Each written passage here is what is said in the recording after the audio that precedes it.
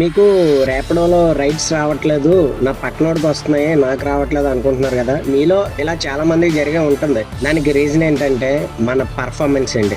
మనం స్క్రీన్ మీదకి ఎన్ని రైళ్లు వస్తాయి, ఎన్ని యాక్సెప్ట్ చేస్తున్నాము, యాక్సెప్ట్ చేసి ఎన్ని క్యాన్సిల్ చేస్తున్నాము, మన కస్టమర్ రేటింగ్ ఎంత ఇస్తున్నాడు, ఓవరాల్ గా ఇదంతా చూసుకునే మనకి రైడ్ అయితే స్క్రీన్ మీదకి రావడం జరుగుతుంది. ర్యాపిడో కానీ, ఓలా కానీ, ఊబర్ కానీ చిన్న లొసుగు ఉందండి. ఇదైతే ఎవరు చెప్పట్లేదు.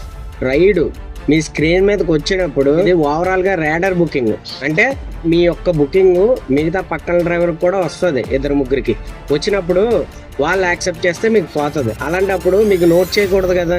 ఇప్పుడు అవతల ఇంకో డ్రైవర్ క్లిక్ చేసాడండి, మీకు వచ్చింది, అది క్లిక్ చేసిన అవ్వలేదు, అది కూడా మీకు నోటెడ్ అయిపోతుంది. దానివల్ల ఏమవుతుంది, ఇక్కడ ఏమని ప్రేరేపిస్తున్నారు, వచ్చిన రైడ్ త్వరగా క్లిక్ చేయమని. కానీ మనం ఆఫీస్కి వెళ్ళి అడిగితే ఏమన్నారు నిజం, నేనైతే పర్సనల్గా వెళ్ళి అడిగితే మీరు క్లిక్ చేయకపోయినా పర్లేదండి, మీ పర్ఫార్మెన్స్ మీద ఏం దెబ్బతిందండి అని చెప్పారు. మరి ఈ యాక్సెప్టెన్స్ రేట్ ఎందుకు పెట్టారని అడిగాను. చూడండి, మీకు యాక్సెప్టెన్స్ రేట్ పెట్టాను చూడండి. ఇదిగోండి యాక్సెప్టెన్స్ రేట్ ఇదనమాట.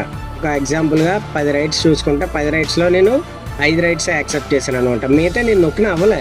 అంటే ఏంటి, ఇక్కడ అమౌంట్ చూసుకోకుండా నొక్కేమనే కదా వాళ్ళ అర్థం. అక్కడ కింద చదవండి ఒకసారి, అక్కడ ఏమి ఇచ్చాడో. మీరు ఫోన్ ఎప్పుడు ఎల్లవెల్లా చెక్ చేసుకుంటూ ఉండి ప్రతి రైడ్ నొక్కడానికి ట్రై చేయండి అని అన్నారు. అసలు కంపేషన్ రేట్ ఎందుకు ఇవ్వాలి, అందరికి ఇస్తున్నప్పుడు ఎందుకు ఇవ్వాలి? అదే మీ ఒక్కడికి సింగిల్కి ఇచ్చినప్పుడు నొక్కలేదంటే ఓకే, పర్ఫార్మెన్స్ ఓకే, నొక్కపోతే ఇంకో డ్రైవర్కి వెళ్తుంది, అప్పుడు నా పర్ఫార్మెన్స్ తగ్గినా బాధపడను. కానీ ఎందుకు ఇలా చేయడం?